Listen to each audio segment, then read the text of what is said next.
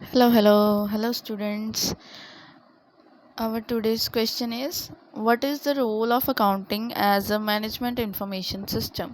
सबसे पहले हम इसमें इंट्रोडक्शन लिखेंगे। अकाउंटिंग क्या करती है, एक्ट करती है, किसकी तरह एक्ट करती है, मैनेजमेंट इंफॉर्मेशन सिस्टम की तरह एक्ट करती है। कैसे एक्ट करेगी? वो क्या करती है, कलेक्ट करती है, प्रोसेस करती है, स्टोर करती है अकाउंटिंग डेटा को।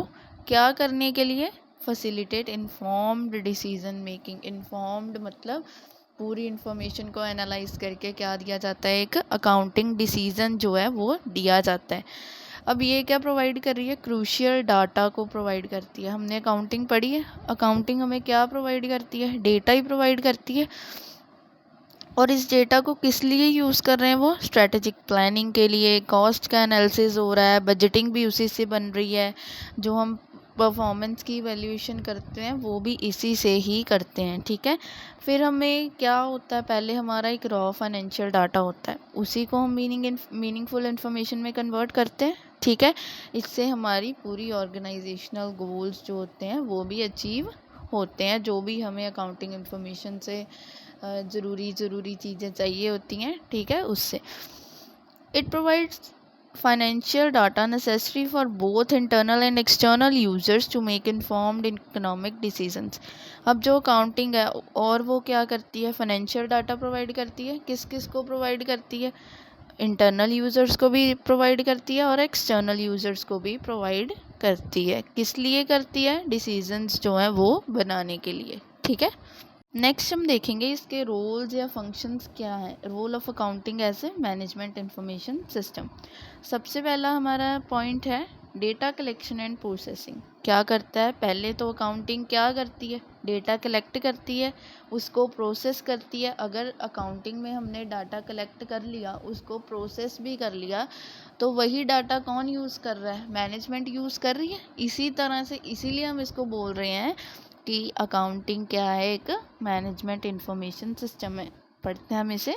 The core function of accounting is to systematically record, classify and summarize financial transactions.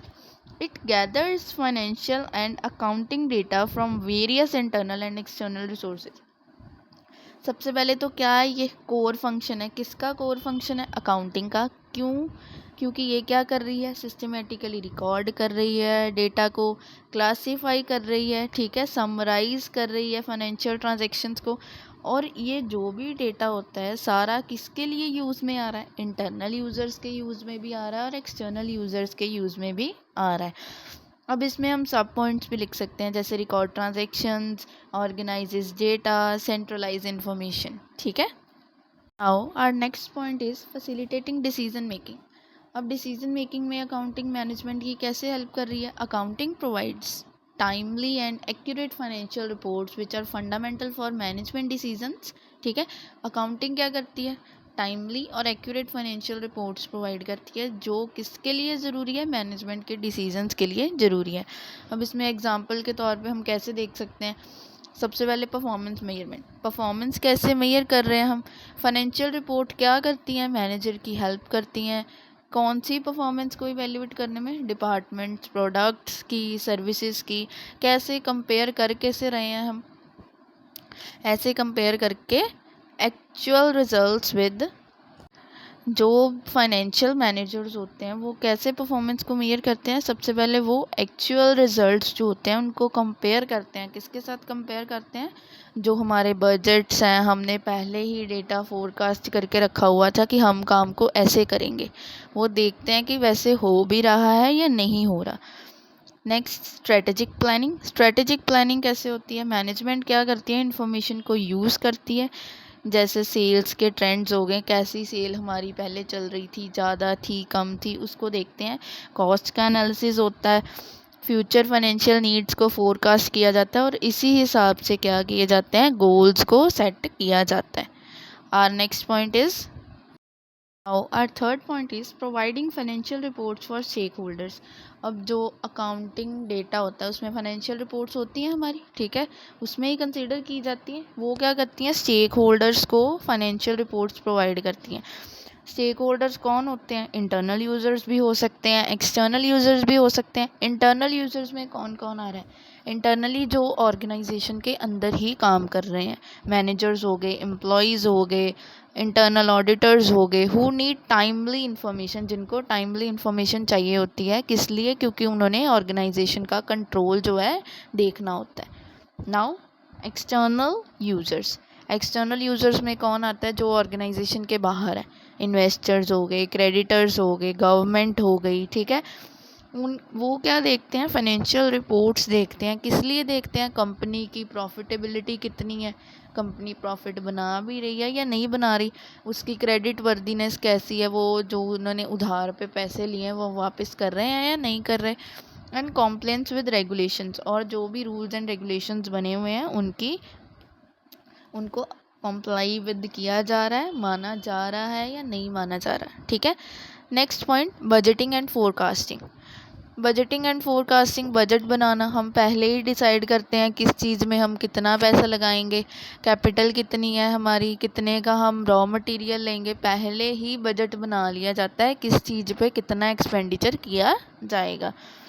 Provides historical data, managers को अकाउंटिंग क्या प्रोवाइड करती है? पास्ट का फाइनेंशियल डाटा प्रोवाइड करती है, जो किस लिए हमारे लिए एसेंशियल है, किस लिए ज़रूरी है? रियलिस्टिक बजट्स को बनाने के लिए, ठीक है। फ्यूचर के रेवेन्यूज़ जो हैं उनको फोरकास्ट करने के लिए, देखने के लिए कि कितना का रेवेन्यू हमें होगा, एंड एक्सपेंसेस, और एक्सपेंस देखने के लिए कि कितना का खर्चा हमारा होगा और कितना रेवेन्यू होगा। मॉनिटर परफॉर्मेंस अगेंस्ट गोल्स, हो देखते हैं कि इवेल्यूएट करते हैं हम करंट की परफॉर्मेंस की, अब जितनी परफॉर्मेंस हुई है, हमने जो टारगेट्स बनाए थे उसके अकॉर्डिंगली है, अगर नहीं है तो हम क्या करेंगे? पहले देखेंगे कि क्यों नहीं है, फिर उनके लिए क्या लिए जाएंगे? करेक्टिव मेजर्स जो हैं लिए जाएंगे, ठीक है।